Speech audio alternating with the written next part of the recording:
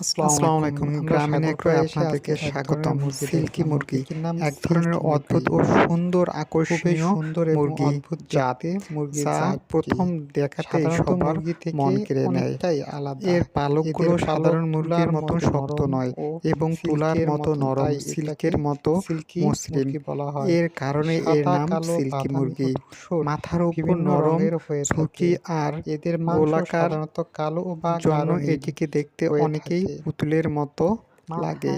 এই মুরগির আরেকটি বিশেষ বৈশিষ্ট্য হলো এর ত্বক ও মাংস কালচে বা নীল রঙের হয়ে থাকে।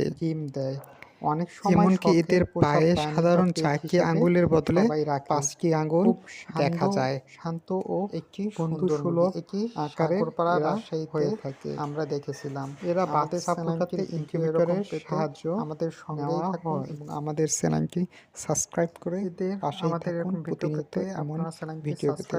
ধন্যবাদ আপনাদেরকে।